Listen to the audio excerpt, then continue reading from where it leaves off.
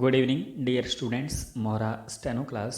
Students, आप में से कौन कौन चाहते हैं कि मैं प्रत्येक डिक्टेशन की आउटलाइंस अर्थात शॉर्ट हैंड भी तैयार करूं?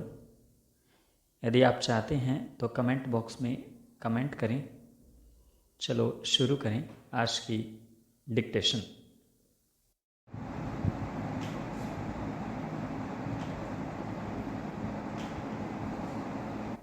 और सभी डिक्टेशन इम्पोर्टेंट है, आप इन्हें बार बार करें, किसी भी डिक्टेशन को चूकने न दें, सभी डिक्टेशन करें। चलो शुरू करें। शुरू।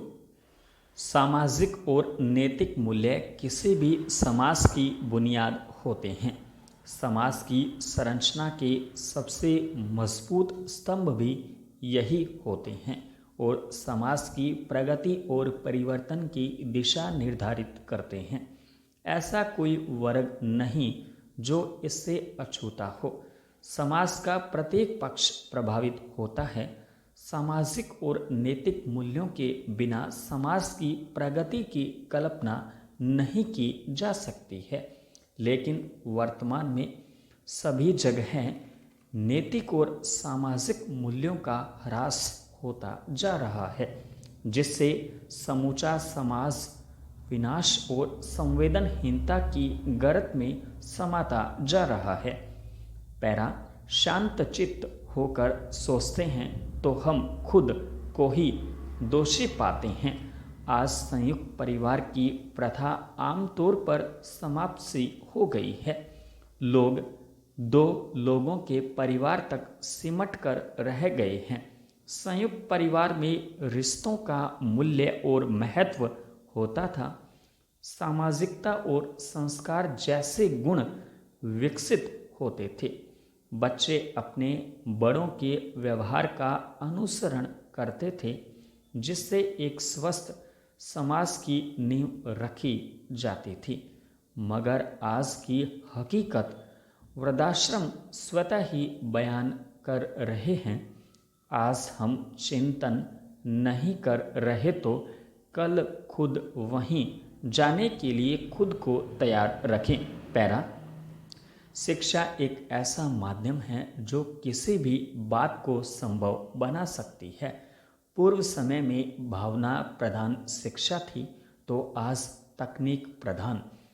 आज हम मानव कम और मशीन अधिक बन गए हैं। शिक्षा के तनाव में बच्चों का बचपन ही खत्म हो रहा है और अन्य यंत्रों के उपयोग से संवादहीनता की स्थिति निर्मित हो रही है। जरूरत है कि हम शिक्षा से पेशेवरों के बजाय संवेदनशील व्यक्तित्व का निर्माण करें। फिल्म और टेलीविज़न में जिस संस्कृति को परोसा जा रहा है उससे हमारे नैतिक मूल्यों की एक काल्पनिक कहानी बनती जा रही है। इसमें सिनेमा दोषी नहीं। हम जो देखना चाहते हैं वह वही दिखा रहा है। जरूरत है कि हम अपनी सोच को बदलें, तभी कुछ सुधार हो पाना संभव है। आज सोशल मीडिया से भी हम केवल दिखावे का प्रदर्शन कर रहे हैं। परिवार के सदस्यों की जानकारी नहीं, लेकिन विदेश में सोशल मीडिया के मित्रों को शुभकामनाएं देते हैं। माँ को पानी देना नहीं और सोशल मीडिया के स्टेटस पर मदर्स डे की बधाई होती है। अब आवश्यकता है दिखावे से दूर हम खुद ही संस्कारित और अनुशासित हों, तभी भविष्य की पीढ़ी में सुधार की अपेक्षा कर सकते हैं। आमतौर पर हमारा ध्यान इस ओर नहीं जाता है कि हमारे देश के इतिहास में एक ऐसी महिला भी रही हैं जिन्हें हम शिक्षा की देवी या प्रथम शिक्षिका न कहें तो उनका कद छोटा करने जैसा है। जब देश में शिक्षा प्राप्त करना हर किसी के हक में नहीं समझा जाता था, या यूँ कहें कि बहुत सीमित लोग ही शिक्षा ग्रहण कर सकते थे, उस समय खास तौर पर अछूतों और महिलाओं का पढ़ना पाप माना जाता था।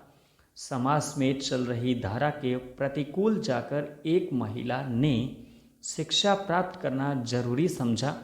सिर्फ खुद ही नहीं शिक्षा हासिल की, बल्कि दूसरी महिलाओं को भी पढ़ने के लिए प्रेरित किया।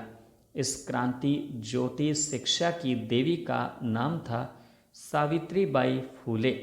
महाराष्ट्र के नया गांव में इनका जन्म 3 जनवरी 1831 को एक किसान परिवार में हुआ। महज 9 साल की उम्र में ही उनकी शादी ज्योतिबा फूले से कर दी गई। शादी से पहले वे अनपढ़ थीं, लेकिन शादी के बाद ज्योतिबा ने उन्हें पढ़ने के लिए प्रेरित किया। अपने पति के साथ मिलकर 1848 में उन्होंने पहले महिला विद्यालय की स्थापना की। यह उस समय का पहला ऐसा विद्यालय था जो महिलाओं के लिए खोला गया। इसमें कुल 9 लड़कियों ने दाखिला लिया और सावित्रीबाई इसकी प्रधानाध्यापक बनी। पैरा जिस समय देश में महिलाओं और अछूतों को पढ़ने लिखने की मनाही थी, ऐसे समय में खुद पढ़ना और अन्य महिलाओं के लिए स्कूल खोलना अपने आप में क्रांति के जैसा था। इस क्रांति को पैदा करने में कितना संघर्ष फूले दंपति द्वारा किया गया, ऐसा इसे हम उनके साथ घटी एक घटना से समझ सकते हैं। सावित्रीबाई ने जब पढ़ाना शुरू किया तो विद्यालय तक पहुंचने के लिए उन्हें उच्च कही जाने वाली जातियों की बस्ती से गुजरना पड़ता था। वे जब वहां से गुजरती तो वे लोग अपमानित करने के लिए उन पर गोबर मल फेंकते। सावित्रीबाई एक साड़ी घर से पहनकर निकलती और विद्यालय जाकर दूसरी साड़ी लेती। जातिगत वर्चस्व वाले समाज को यह बिल्कुल भी बर्दाश्त नहीं था कि महिलाएं चूल्हा चौका छोड़कर पढ़ाई लिखाई करें, लेकिन सावित्रीबाई ने हार नहीं मानी। तमाम तरह की परेशानियों, संघर्षों और समाज के विरोध के बावजूद सावित्रीबाई ने महिलाओं को शिक्षा दिलवाने में जिस तरह से एक क्रांतिकारी और सामाजिक कार्यकर्ता बनकर समाज के लिए काम किया, वह वाकई सराहनीय है। पैरा शिक्षा और पेशा दोनों से एक वैज्ञानिक होने के कारण मैं अप्रैल 2019 से ही वह सोचने लगा था कि अमेरिका, ब्रिटेन और यूरोप के कुछ विकसित देशों की तुलना में हमारे देश में कोविड-19 का संक्रमण धीमा क्यों है, और मौत के मामले में भी हम इन देशों से आबादी को देखते हुए अभी तक कहीं बेहतर स्थिति में क्यों रहे। लंबे समय तक दिमाग की बत्ती गुल रही, लेकिन अब लगता है उसका टूटा हुआ फिलामेंट जुड़ गया। इसका सीधा संबंध मुझे अनक्लोज्ड स्पेस यानी बंद भवनों या कक्षों से लगता है। विकसित देशों में लोग हवाई यात्राएं अधिक करते हैं। फलस्वरूप संक्रमण के शुरुआती दौर में हवाई यात्राओं की अधिकता की वजह से यह अमेरिका जैसे देशों में तेजी से फैला। दूसरे इन सभी मुल्कों में जनता का एक बड़ा हिस्सा ठंड की वजह से अपना अधिकांश समय बंद भवनों में बिताता है। यह सर्वविदित है कि बंद स्थानों में कोरोना वायरस अधिक तेजी से फैलता है। भारत में भी गांवों, कस्बों और छोटे शहरों की तुलना में यह महानगरों में अधिक तेजी से फैला। वजह वही है, गांवों, कस्बों और शहरों के लोग अपेक्षाकृत खुले वातावरण में रहते हैं और वायुयानों में भी नहीं के बराबर सफ़र करते हैं। पैरा, अपराध की मानसिकता जिस तरह से दिन प्रतिदिन बढ़ती जा रही है वह भयावह है।